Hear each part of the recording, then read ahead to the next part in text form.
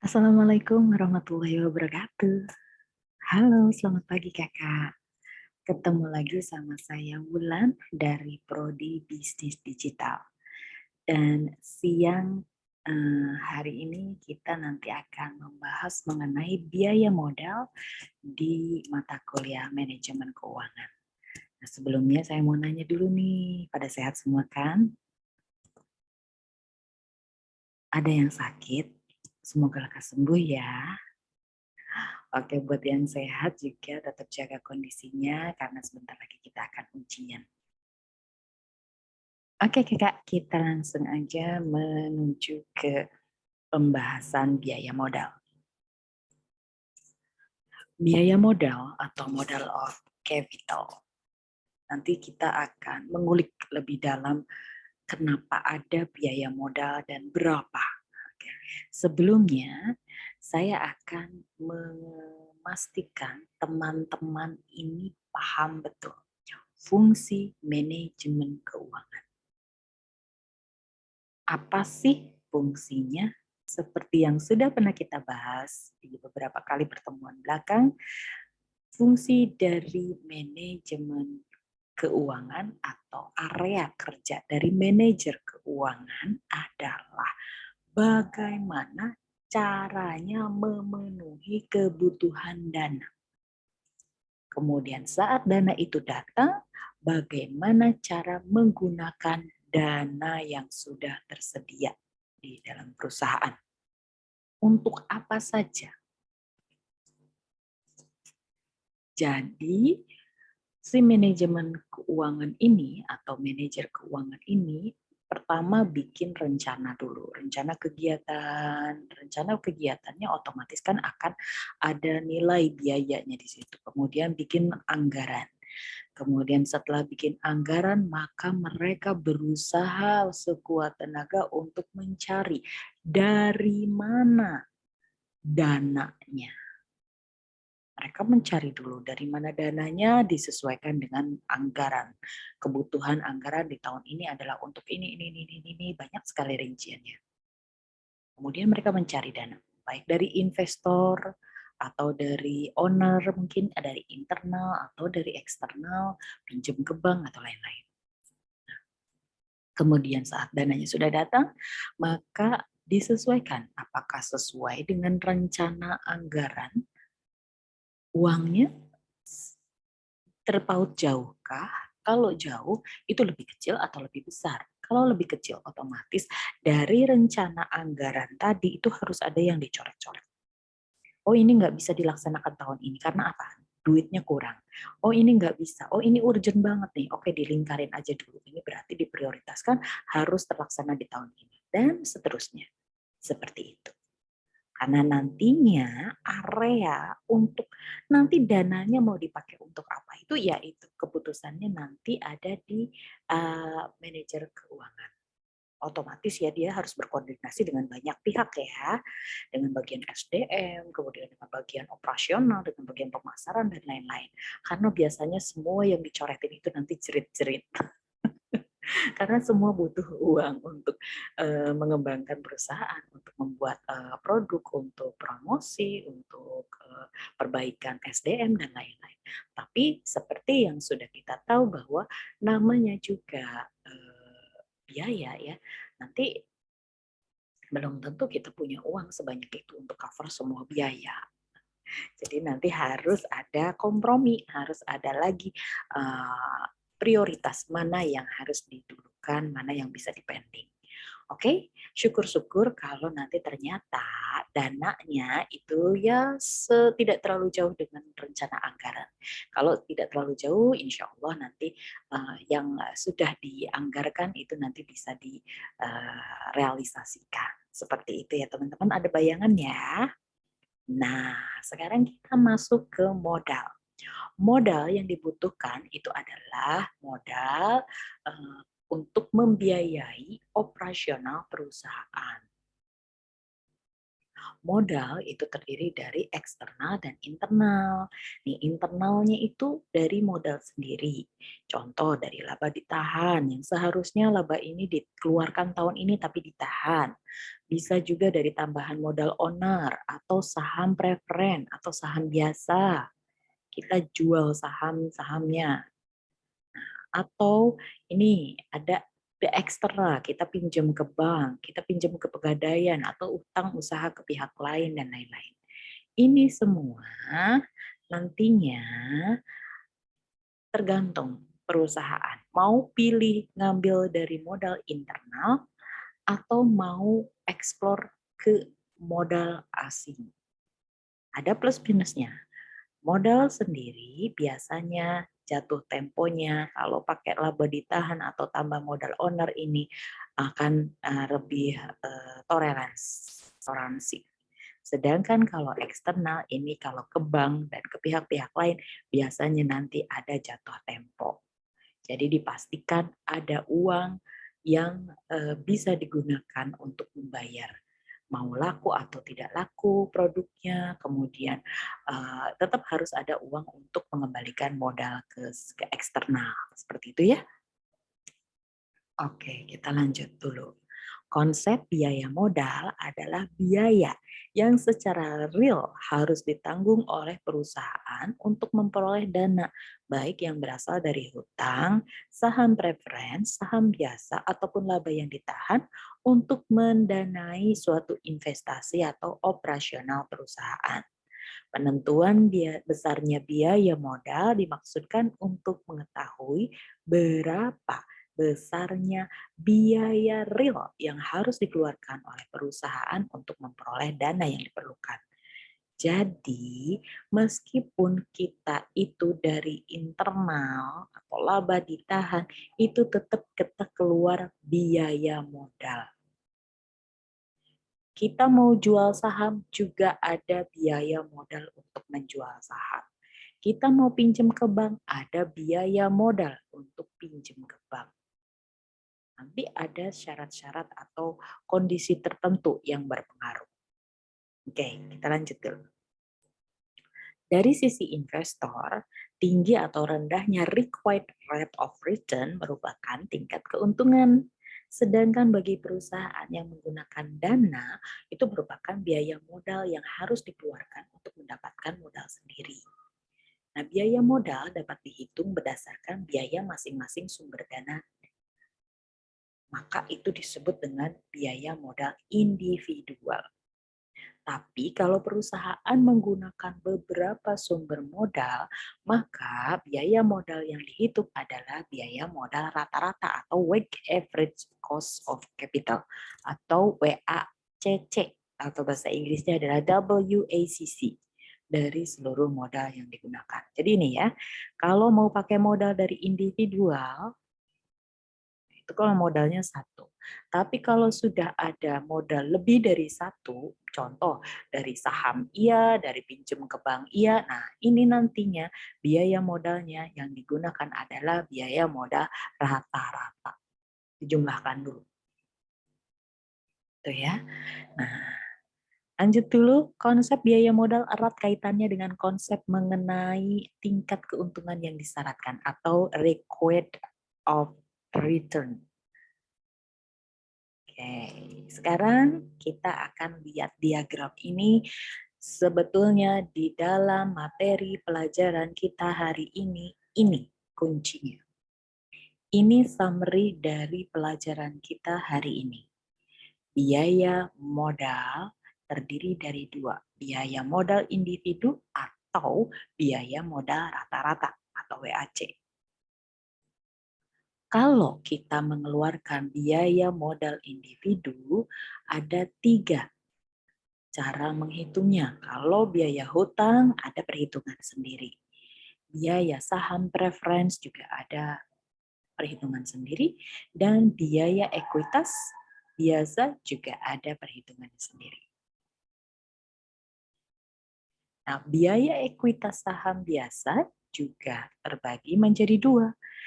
Jadi ada yang disebut dengan biaya laba ditahan dan biaya ekuitas saham baru biasa. Nah, untuk menghitung biaya laba ditahan ada 3 pendekatannya, yaitu pendekatan CAPM, pendekatan hasil obligasi dan premi resiko, dan pendekatan hasil dividen dan tingkat pertumbuhan.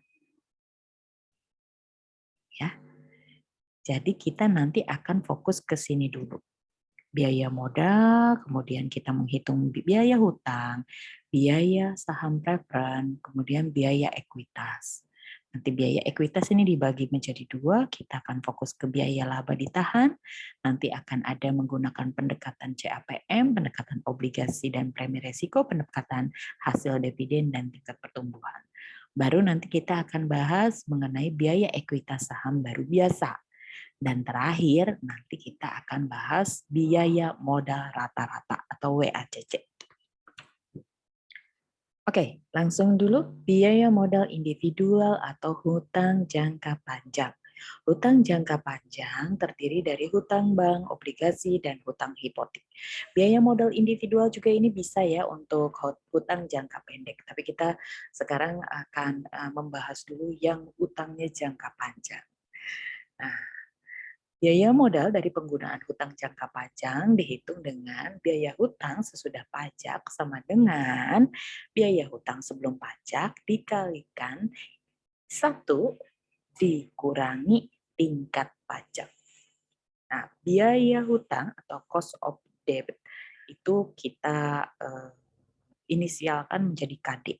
Kalau teman-teman baca buku lain atau browsing dari internet, itu bisa saja kodenya itu berbeda ya. Tapi don't worry, tetap aja itu rumusnya sama.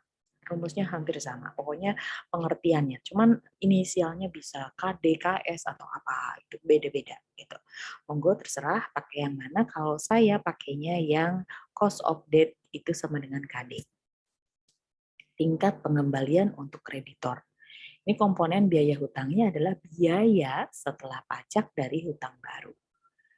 Jadi rumusnya adalah KDT sama dengan KD dikalikan 1 dikurangi T.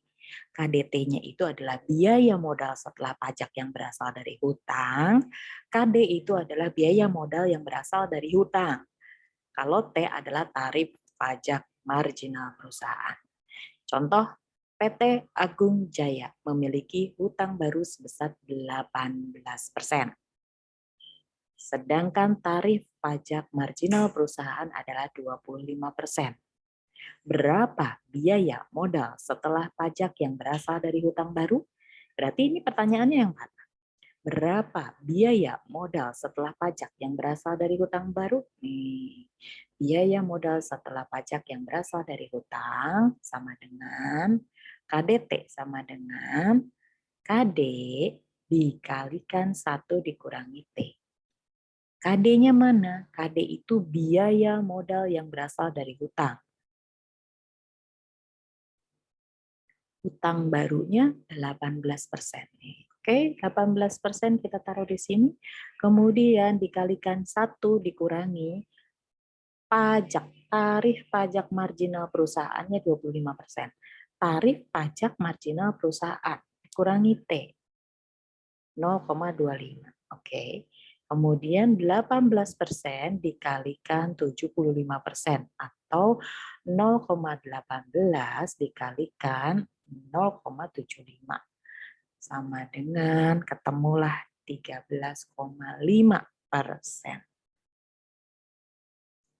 Silahkan sambil buka kalkulator ya, biar teman-teman juga nanti bisa menghitung, oh ya benar nih 18% kalikan 75% ketemunya 13,5%. Oke, jadi modal setelah biaya modal setelah pajak yang berasal dari hutang baru itu perusahaan harus mengeluarkan 13,5% untuk biaya modal, untuk punya hutang baru.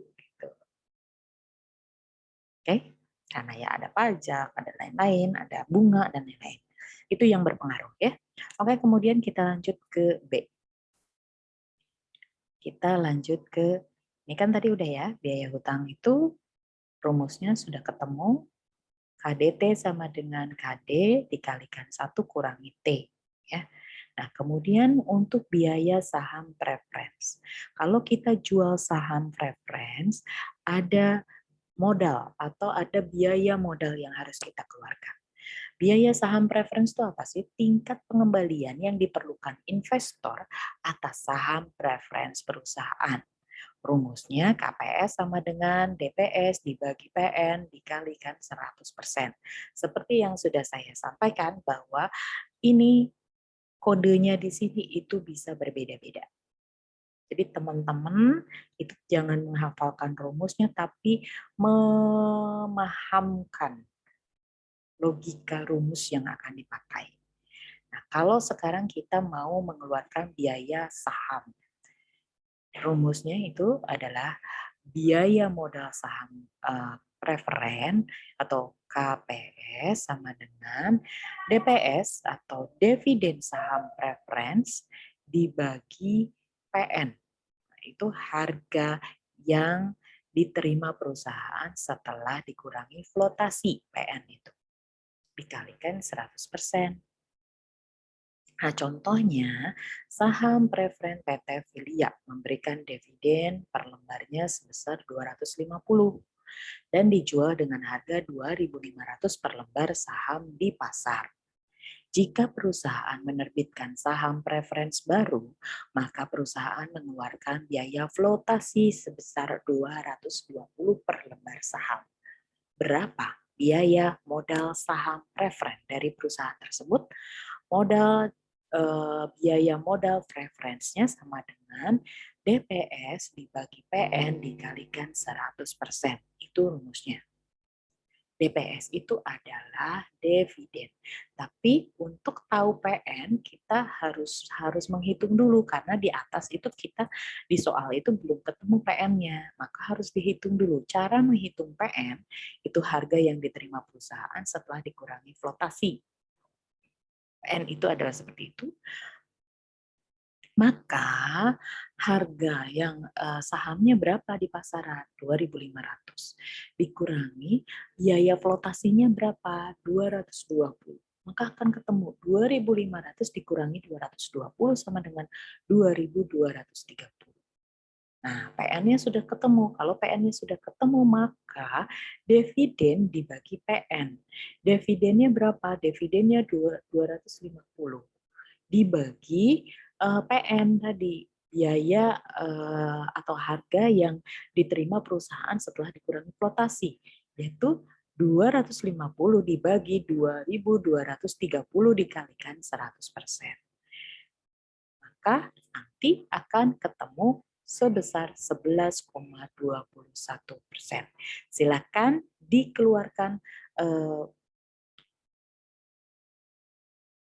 kalkulatornya, kemudian dihitung. Benar nggak? 250 dibagi 2.230, kemudian dikalikan 100% adalah 11,21%.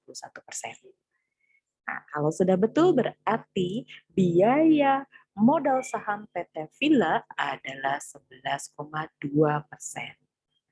Ya. Oke, kita lanjut ke biaya ekuitas saham biasa. Oke. Kalau tadi ini rumusnya adalah biaya modal saham preference itu artinya dividen dibagi harga yang diterima perusahaan setelah dikurangi flotasi dikalikan 100%. Gitu ya. Ini sudah, kemudian kita sekarang membahas biaya ekuitas saham biasa. Kalau kita menjual saham biasa kita, maka akan keluar modal sebagai berikut. Nah, biaya modal saham biasanya merupakan biaya yang dikeluarkan oleh perusahaan yang memperoleh dana dengan menjual saham biasa untuk investasi. Biaya modal saham biasa dapat mengalami peningkatan secara internal dengan menahan laba atau secara eksternal dengan menjual atau mengeluarkan saham biasa baru. Nah, untuk bisa modal sahamnya kita itu meningkat, itu bisa menahan laba dari modal saham. Itu kalau yang dilakukan secara internal. Atau kita juga bisa menjual saham baru. Nah, nanti yang mana yang lebih direkomendasikan untuk perusahaan nanti akan terjawab. Sebelumnya kita bahas dulu, perusahaan dapat membagi laba setelah pajak yang diperoleh sebagai dividen. Nah, ini nantinya akan meliputi biaya laba ditahan atau biaya ekuitas saham biasa baru. Jadi kita jual saham baru, saham biasa baru. Nah, kalau nanti kita menahan laba secara internal, kan kita bisa menahan laba ya untuk nambah modal. Nah, ini tingkat pengembalian yang diperlukan oleh pemegang saham perusahaan atas modal ekuitas perusahaan, ini diperoleh dari laba yang ditahan. Nah, untuk biaya labanya itu kita bisa menghitung dengan 3 estimasi, 3 metode. Ada pendekatan yang disebut dengan pendekatan CAPM atau Capital Asset Pricing Model, CAPM. CAPM, Capital Asset Pricing Model. Yang kedua adalah pendekatan hasil obligasi plus premi resiko, dan yang ketiga adalah pendekatan hasil dividen plus tingkat pertumbuhan. Nah, ada yang kedua, caranya adalah kita menjual lagi atau menerbitkan lagi saham biasa baru ke pasar. Tambahan, kita tadinya sudah jual saham beberapa, kemudian kita menerbitkan lagi saham baru untuk nambahin modal kita operasional. Nah, ini disebut juga dengan ekuitas eksternal, karena kita kan minta atau nyari dana dari luar, eksternal, KE. Nah, ini lebih tinggi dari biaya laba ditahan karena adanya biaya flotasi. Flotation cost adalah presentasi biaya penerbitan saham biasa baru. Jadi mana yang harusnya dipilih oleh perusahaan? Bahkan keempatnya ya, keempatnya boleh dipilih atau keduanya ini boleh dipilih. Tapi mana yang lebih diutamakan? Lebih diutamakan adalah biaya laba ditahan. Karena apa? Karena dari sisi biaya ini lebih rendah dibandingkan menerbitkan saham biasa baru. Karena kalau menerbitkan saham baru ada namanya flotation cost atau biaya penerbitan saham biasa baru. Kayak gitu ya teman-teman ya. Jadi mana yang dipilih? Kalau semuanya normal, semuanya tidak ada kendala, ya kita lebih ngutamain ini deh, ngambil biaya laba ditahan deh, kita mendingan ngambil keputusan untuk menahan laba dari owner aja deh. Karena apa ya itu tadi, karena kalau kita ngejual saham berarti kita nanti akan ada biaya yang lebih tinggi yaitu biaya flotasi. Seperti itu. Ya, kita menghitung dulu biaya laba ditahan. Ada 3 pendekatan. Pendekatan yang pertama itu pakai CAPM atau CAPM, Capital Asset Pricing Model. Untuk menggunakan pendekatan CAPM, biaya modal laba ditahan atau tingkat pengembalian yang diperlukan atas saham biasa adalah KS sama dengan KRF ditambah KM dikurangi KRF dikalikan BI. Ini rumusnya. Ini penjelasannya, KS adalah tingkat pengembalian yang diperlukan biaya modal laba ditahan, ya, tingkat pengembaliannya.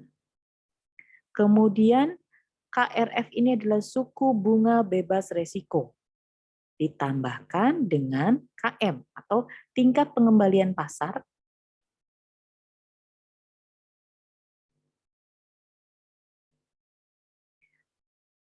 atau tingkat pengembalian rata-rata saham. Sedangkan kalau BI adalah koefisien beta saham atau indeks resiko saham. Yang ini ya. Nah, kita masuk ke contoh soal. Contoh, besarnya suku bunga bebas resiko adalah 6%. Kemudian, kalau suku bunga bebas resiko apa berarti? Yang ini, KRF. Berarti teman-teman sudah punya KRF. Suku bunga bebas resiko. Oke. Kemudian return pasar adalah 14%. Diketahui seperti itu. Return pasar, coba kita lihat tingkat pengembalian pasar. Berarti ketemu KM. Oke ya. Kemudian diketahui juga beta saham PT Agung sebesar 1,4. Beta saham atau koefisien berarti BI. BI-nya ketemu. Oke, berarti kita sudah nemu KRF. Ini ya.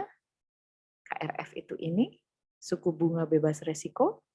Kemudian return pasarnya kita sudah punya. Kemudian koefisien betanya juga kita sudah punya. Tinggal kita masukkan ke dalam rumus KS sama dengan KRF ditambah KM dikurangi KRF dikalikan BI.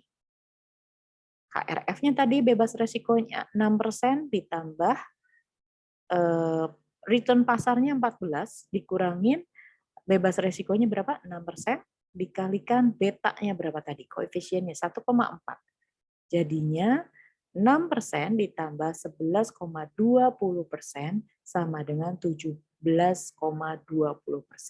Jadi biaya laba ditahan perusahaan adalah 17,20%. Ini biayanya. Nanti kalau teman-teman punya informasi yang sama, maka 1, 2, 3 itu tinggal dipilih mana yang biayanya paling kecil. Atau mungkin teman-teman itu kenapa bisa berbeda penghitungannya, karena disesuaikan dengan soal, disesuaikan dengan apa yang diketahui. Kita tahunya apa? Biaya dari pasar nih, return-nya, tingkat return-nya. Oke, kita tahunya suku bunga yang bebas resikonya.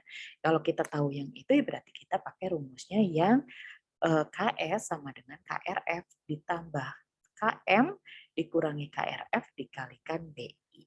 Ya, oke? Paham ya?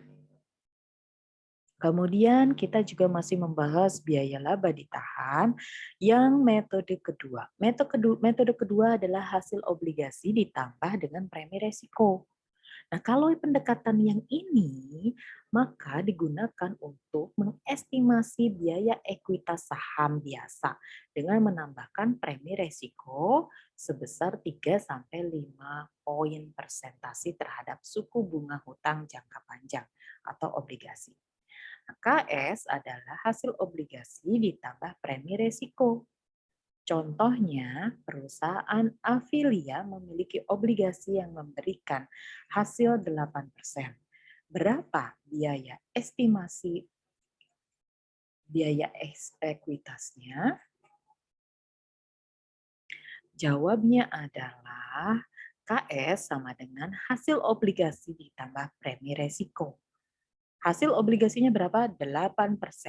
Premi resikonya berapa? Premi resikonya itu bisa saja sebesar 3-5 poin persentase terhadap suku bunga hutang jangka panjang. Jadi bisa 3% atau 5%. Atau bisa saja tengah-tengah, jadi 4%. Jadi kalau kita pilih 4%, maka estimasi biaya ekuitasnya adalah 8% ditambah 4% sama dengan 12%. Kalau kita menggunakan pendekatan hasil obligasi premi resiko. Oke ya. Kemudian yang ketiga yaitu pendekatan untuk menghitung biaya laba ditahan adalah hasil dividen ditambah tingkat pertumbuhan. Jadi disebut juga ini adalah pendekatan arus kas yang didiskontokan atau DCF yaitu diskon cash flow. Nah, ini dikatakan seseorang menambah tingkat pertumbuhan yang diharapkan perusahaan dengan hasil dividen yang diharapkan. Jadi kita juga sudah sudah tahu nih dividen yang kita inginkan itu berapa. Nah, kita hitung. Oke, KS atau biaya laba ditahannya sama dengan D1 atau estimasi dividen tahun yang akan datang. Estimasi ya, berarti kan perkiraan yang akan datang. Jadi baru kita perkirakan. Kita kepengennya berapa. Nah, Perusahaan tuh kira-kira itu kalau kepengennya ya pengen gede ya, kira-kira bisa mencapai berapa? Pakai perkiraan. Kemudian PO adalah harga saham biasa dan G adalah tingkat pertumbuhan dividen. Contohnya nih saham PT Agung Jaya. Saat ini nilainya adalah 2.500 per lembar. Estimasi dividen tahun yang akan datang itu dianggaplah sekitar 150 per lembar. Tadi nilai sahamnya sendiri adalah 2.500 ya. Nah, kita pengennya dividen yang akan datang itu 150. Berarti D1-nya sudah ketemu. D1 tuh ini estimasi dividen tahun yang akan datang.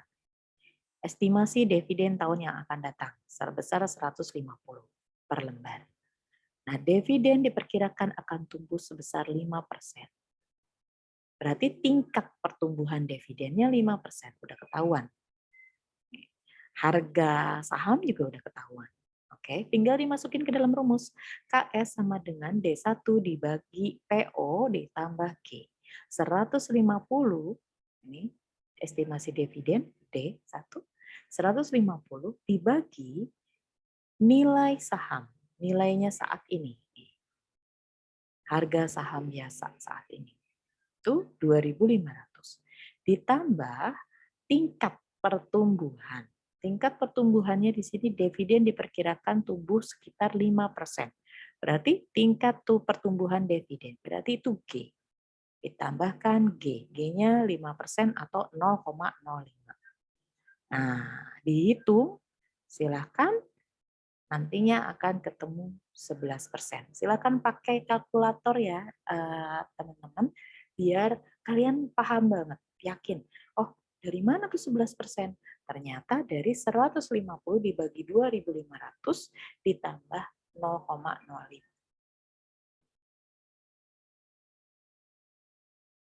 Kemudian biaya laba nanti akan ketemu di nilai 100%, 11%. Cara menghitungnya adalah tadi.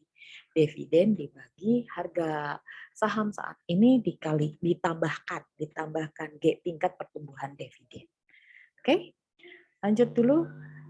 Sekarang kita akan masuk ke biaya penerbitan saham biasa baru.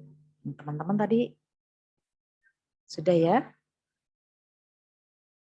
Biaya hutang kita sudah hitung, kemudian biaya saham preferen kita sudah hitung, dan biaya ekuitas juga kita sudah hitung. Kemudian biaya laba ditahan itu tadi kita sudah menghitung kalau pakai CAPM, atau kalau kita menggunakan pendekatan obligasi dan premi resiko, ataupun kita menggunakan pendekatan hasil dividen dan tingkat pertumbuhan. Nah, kalau kita menggunakan biaya ekuitas saham biasa, ini kita sekarang akan menghitung kalau kita tidak menggunakan laba ditahan, tapi kita menjual saham aja. Kita jualan saham, berapa biayanya? Kalau kita jual saham, berarti kita kan itu ekuitas eksternal ya. Berarti modal dari luar, ya kan? Karena kita kan menjual saham kita keluar. Berarti orang akan membeli sahamnya kita. Nah, ini lebih tinggi dari biaya laba ditahan. Karena ada biaya flotasi atau presentasi biaya penerbitan saham biasa baru.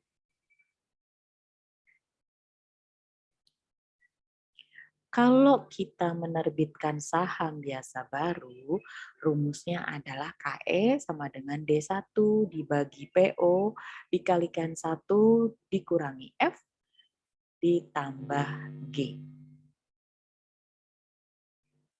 KE itu adalah biaya ekuitas eksternal atau biaya penerbitan saham biasa baru. Kemudian memang kegiatannya internal ya, kita menjual, tapi kan orang lain membeli. Orang lain membeli. Nah, kita juga menjualnya kepada orang lain itu ada biayanya. Nah, ini biaya ekuitas eksternal atau biaya penerbitan saham biasa baru sama dengan D1 atau estimasi dividen yang akan datang dibagi dengan PO atau harga saham biasa dikalikan 1 dikurangi F ada flotation cost. Jadi berbeda dengan ini. Kalau yang di sini KS sama dengan D1 dibagi PO ditambah G. Ya kan? Nah, kalau yang ini KE sama dengan D1 dibagi PO dikalikan 1 minus F ditambah G. Nah, kalau di sini contohnya adalah saham PT Adnan Jaya. Saat ini nilainya 1.800 per lembar. Nah, estimasi dividen tahun yang akan datang adalah 200 per lembar. Maka kita sudah tahu nih, dividennya adalah 4%. Kemudian flotation cost-nya 10%. Berarti dividennya kita kan sudah tahu tadi 200 ya, dividen yang akan datang. Berarti D1-nya kita sudah tahu 200. Kemudian harga sahamnya saat ini adalah PO nih. PO harga saham biasa saat ini 1.800 kita udah tahu. Kemudian dikalikan 1 dikurangi. Nah, berapa nih flotation cost-nya? Flotation cost-nya adalah 10%. Jadi 0,1. Ya. Nah, G-nya ini adalah pertumbuhan dividen. Berarti G-nya adalah 4%. Jadi 200 dibagi 1.800 dikurangi 1, 1.800 dikalikan 1 kurangi 0,1 ditambah 4%. Nah, kita breakdown lagi. 200 dibagi 1.800 dikalikan 0,9. 0,9 dari mana, Bu? Dari 1 dikurangi 0,1 atau 1 dikurangi flotation cost-nya nih. 1 dikurangi 0,1. Jadi 0,9. Ditambah, Bu, 0,04 dari mana? 0,04 itu adalah 4% atau pertumbuhan dividen. Pertumbuhan dividen. Ini 0,04. Jadi tinggal dihitung, dibagi berapa, nanti akan ketemu 16,35%. Silakan dihitung menggunakan kalkulator kakak. Sama atau tidak? Kalau sama berarti biaya ekuitas eksternal perusahaannya atau dengan menjual saham biasa baru ke pasaran adalah 16,35. Dan biasanya biaya untuk menerbitkan saham ini lebih tinggi daripada kalau kita menggunakan biaya internal atau biaya modal internal atau biaya yang kita bayarkan karena kita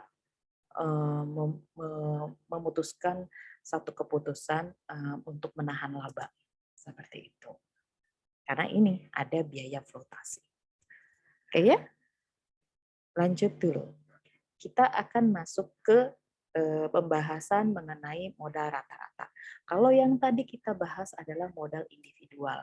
Kalau satu-satu kita ngejual doang saham atau kita utang doang. Nah, kalau yang kedua ini biaya modal rata-rata tertimbang berarti kita mengambil keputusan untuk melakukan 2 atau 3 atau bahkan 4 keputusan terkait pembiayaan modal. Bukan cuman kita ngambil utang doang ke bank, tapi kita bisa kombinasi tambah utang kita melakukan utang ke bank, ditambah kita melakukan utang ke orang lain, ke perusahaan lain, atau mungkin kita jual saham atau kita jual saham preference, atau kita menentukan pilih yang laba ditahan. Nah, itu kombinasinya. Nanti itu dihitung berapapun itu bauran hutang, saham preference atau ekuitas saham yang meminimalkan WAC. Jadi nanti harga sahamnya bisa maksimal kalau WAC-nya minim atau kita turunkan. Nah, keputusan untuk memutuskan kita mendingan ngambil utang aja deh ditambah sama jual saham. Nah, keputusan kombinasinya ini nantinya akan mengakibatkan perubahan berapa harga WAC-nya. Semakin kecil WAC-nya, maka harga sahamnya akan semakin maksimal. Nah, proporsi target hutang atau saham preferen dan ekuitas saham biasa ini bersama-sama nanti akan menjadi komponen biaya modalnya. Jadi nantinya akan digunakan untuk menghitung biaya modal rata-rata tertimbang. WACC atau WACC adalah rata-rata tertimbang komponen biaya hutang, saham preference, dan ekuitas saham biasa. Bisa saja hanya terdiri dari 2, bisa 3, atau bahkan bisa lebih. Nah, perhitungannya secara garis besarnya adalah seperti ini. WACC sama dengan WD kalikan KD dikalikan 1 minus T. Ditambah WPC dikalikan KPS. Ditambah WCE dikalikan KS. Maksudnya apa sih, Bu? Oke, kita cek dulu. WD itu adalah porsi hutang dalam target struktur modal usaha. Ini WD ini porsi hutang. Kalau KD itu adalah biaya hutangnya berapa.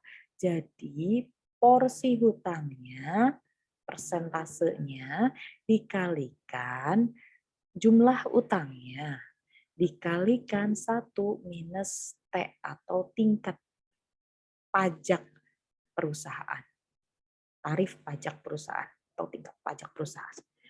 Baru ditambah apa lagi nih? Saham preference. Saham preference itu WPS. WPS-nya itu porsi saham preference. Dikalikan KPS. KPS yaitu biaya saham preference. Ditambah WCE dikalikan KS. WCE apa? Saham ekuitas biasa. Ini kita jual saham biasa, dikalikan KS-nya apa? KS itu biaya ekuitas biasa. Ini biaya saham preference, ini biaya saham KS ya, biaya saham biasa. Ini WCE-nya ini adalah proporsionalnya atau persentasinya. Nanti akan kakak lihat contoh soalnya. Ini WD itu persentasinya juga hutang. Ini persentasinya dari preference. Bisa 2, bisa 3, atau mungkin bahkan bisa lebih kalau memang ada. Oke.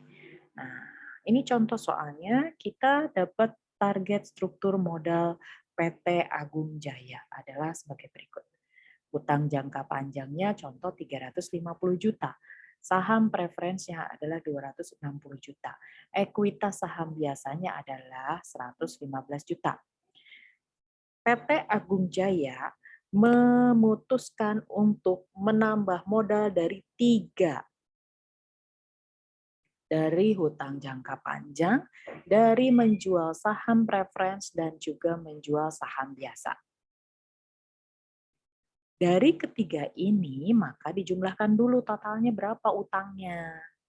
Setelah ketemu total utangnya, maka dibuat persentasi atau proporsi. Caranya gimana? Oke, hutang jangka panjang 350 juta dibagi 725 juta berapa? Ketemu 48,28%. Kalikan berapa persen ya? Jadi utang jangka panjangnya itu adalah 48%-nya total hutang PT Agung Jaya itu 48%-nya itu dari hutang jangka panjang.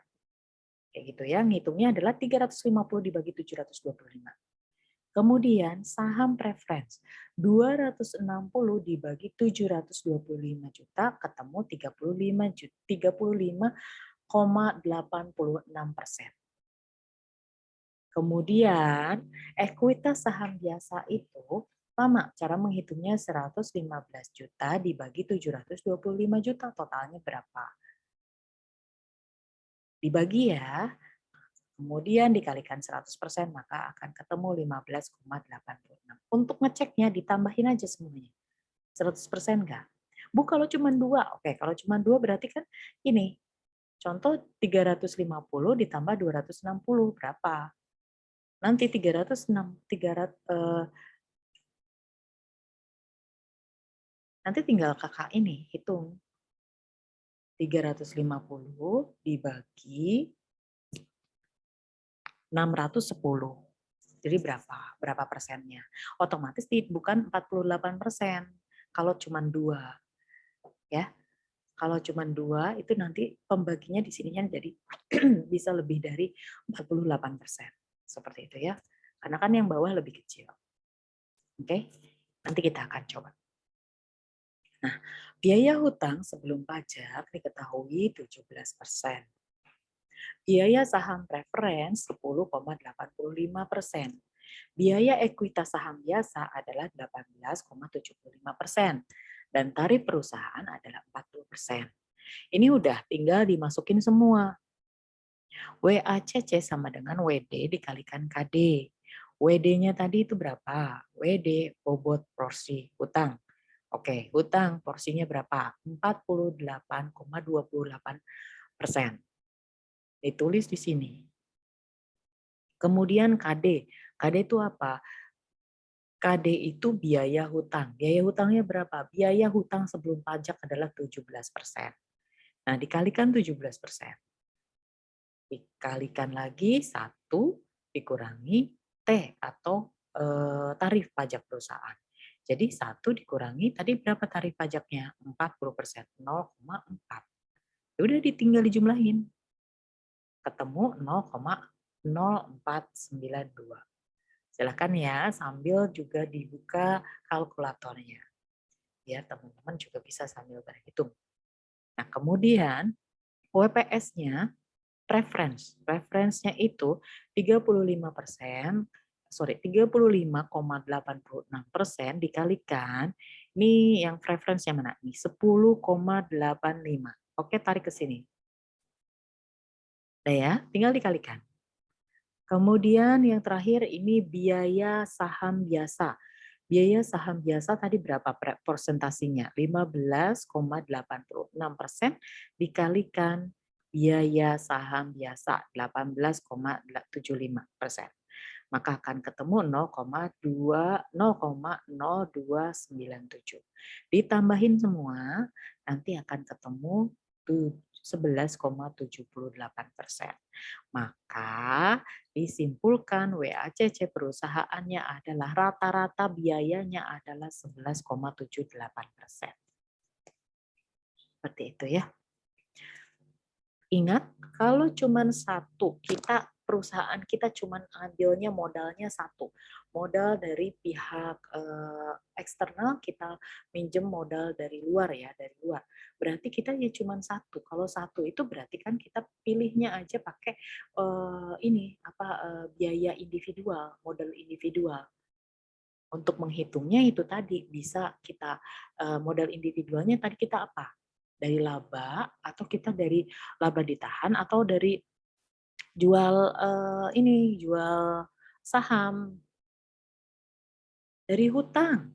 Oh, kalau dari hutang ya sudah kita hitung aja, nggak usah kita pakai pakai kita pakai yang ini nih, teman-teman. Takutnya kalian bingung ya. Kalau pakai hutang ya sudah, kita hitungnya pakai ini aja. Yang tadi, rumusnya yang mana, Bu? KDT sama dengan KD dikalikan 1 dikurangi T. Udah itu, udah ketemu.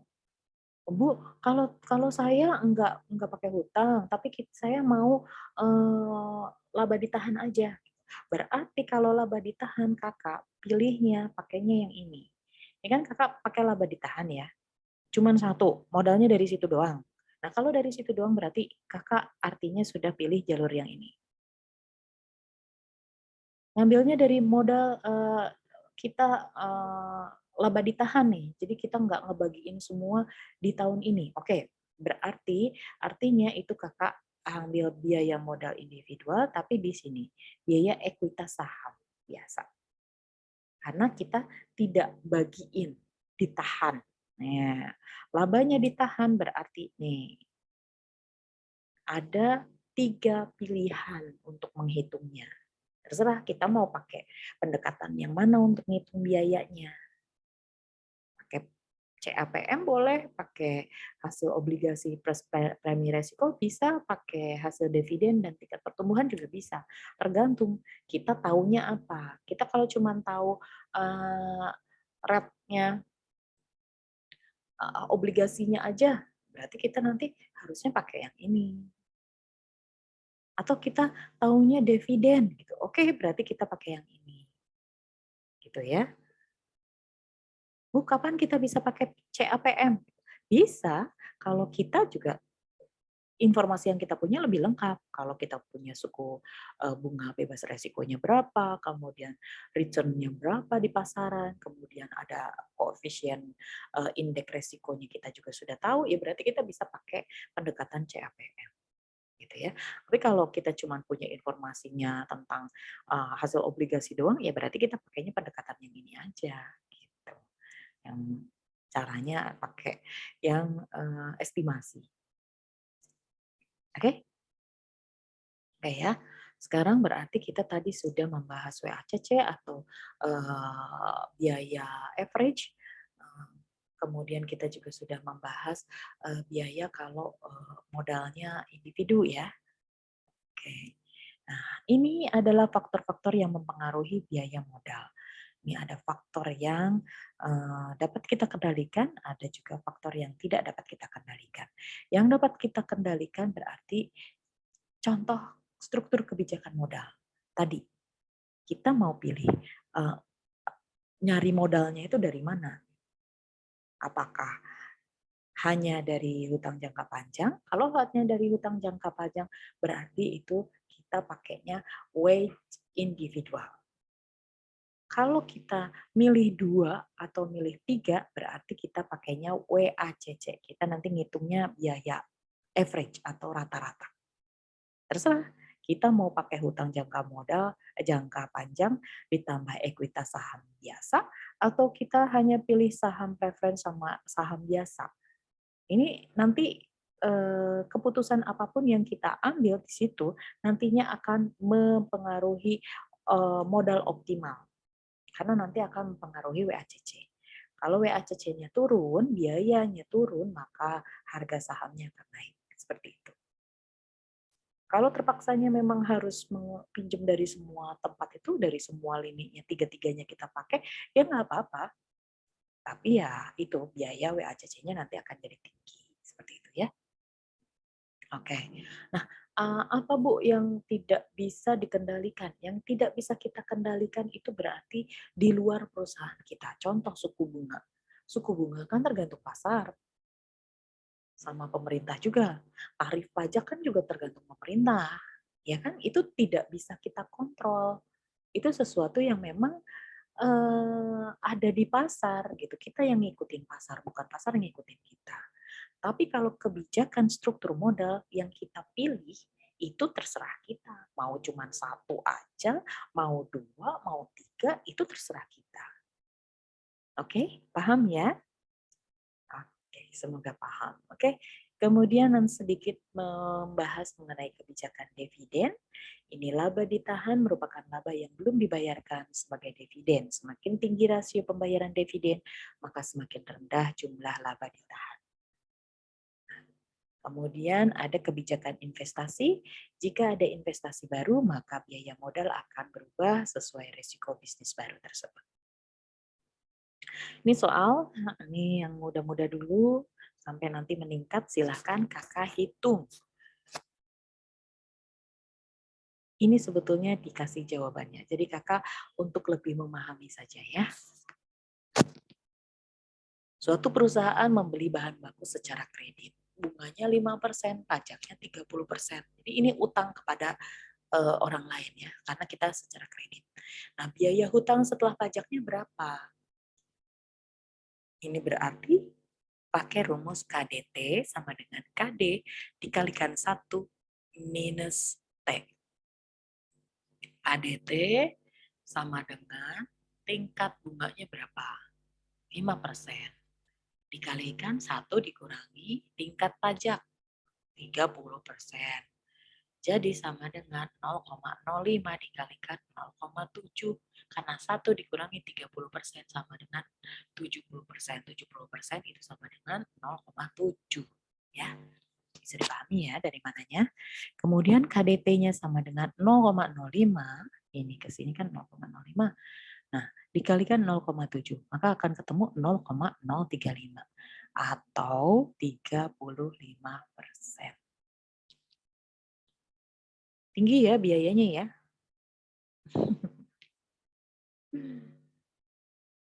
Nah, oke.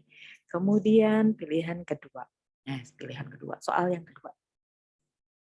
Tuan Yanuar meminjam 2 juta, bunganya 1%, jangka waktunya 12 bulan. Biaya ADM dan biaya lain-lainnya adalah 100.000. Berapa besar biaya modal? BM-nya sama dengan 1% dikalikan 12 dikalikan 2 juta sama dengan 100.000.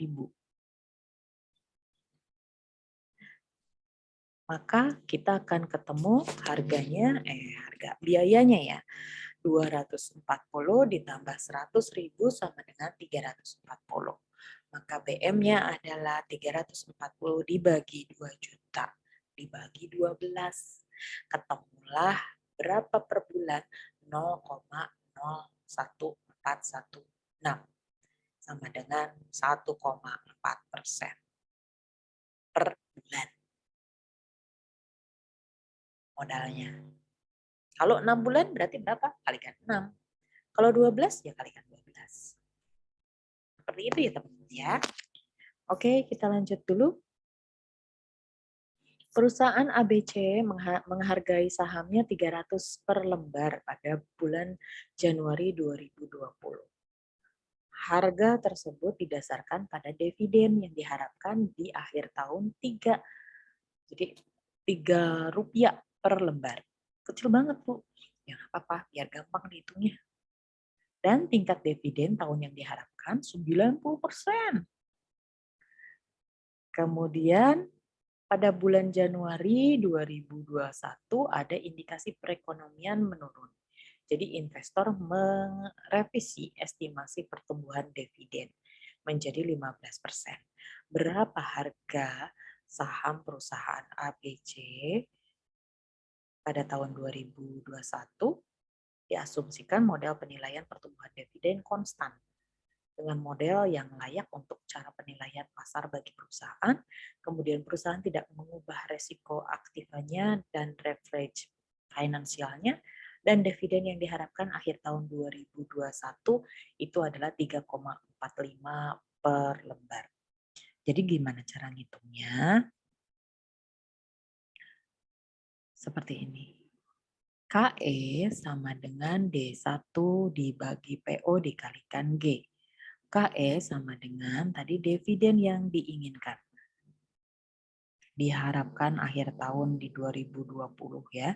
3 lembar dibagi harganya waktu itu di pasaran 300. 3 dibagi 300. Oke? Nanti ditambahkan tingkatnya. Tingkat dividennya.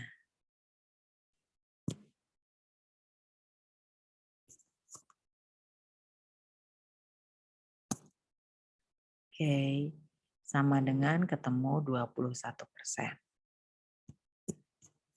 Kemudian PO sama dengan D1 dibagi KE dikurangi G.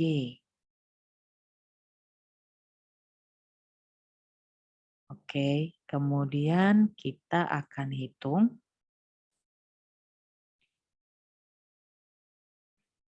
Ini ada jebakan Batman. Saya sengaja. Karena apa? Tingkat dividen tahunan yang diharapkan 90%. 90% yakin. Di sini kita tulis 20. Berarti harusnya di sini adalah 0,90. Ya. Karena kan kita mengharapkannya itu G itu adalah tingkat pertumbuhan. Ini kita harapannya. Nah, tingkat pertumbuhannya ini di sini. Ini 90 atau 20%. Silakan hitung keduanya. Biar kakak tahu kalau 90 tingkat pertumbuhannya berapa, kalau 20 jadinya seperti ini. Oke. Nah, kemudian kita G. G di sini, ini kan D1. D1-nya yang tahun berikutnya. Ini tahun Januari 2020 ya. Kalau yang ini 2021. Nah, Januari 2021 kita kepengennya D1-nya adalah 3,45. Dari mana, Bu? Ini loh. 2021 kita pengennya 3,45. Kemudian harganya berapa, Bu? Sama harganya itu dulu dia jualnya itu kan 300. Nah, kalau sekarang itu KE, dari KE. Kita kan tahun-tahun sebelumnya. Jadi berapa? Ini kalau 90 berbeda ya KE-nya. Kalau 20%, let's say 20%, maka di sininya 0,21 dikurangi G yang baru. G yang baru itu apa? G yang baru itu adalah pertumbuhan dividennya. Tadinya yang 90% atau yang tadinya harusnya kalau di soal di jawaban adalah 20% ya. Kalau dari 20% direvisi ekonomi menurun, maka dijadikan 15, maka G-nya adalah 0,15. Kalau 90 ya berarti 0,90 dikurangi 0,19, oh 0,90, sorry. Di sini 0,90. Maka dihitung berapa persennya. Nanti persenan ini akan masuk ke sini. Baru dikurangi 0,15 yang terbaru G-nya. Nanti akan ketemu berapa rupiahnya. Gitu ya kakak ya. Silakan. Ini saya kasih space banyak memang untuk menghitung. Silakan kakak hitung dulu berapa kalau ternyata tadi G-nya sesuai dengan ini 90%. Tapi kalau di sini ini kenapa 20? Ya karena ini typo atau yang lebih masuk akal memang yang 20%. Tingkat dividennya ya. Masa ini 90. Tapi ya sudah kalau memang soalnya 90 ya dihitung 90 silakan. Ya. Oke, gitu ya Kakak ya. Silakan dipelajarin dulu. Kalau nanti memang ada pertanyaan, boleh tanyakan ke saya. Nah, atau kita nanti akan bahas di kelas tambahan. Boleh. Ini juga ada soal tambahan juga sebetulnya nanti bisa kakak pelajari juga.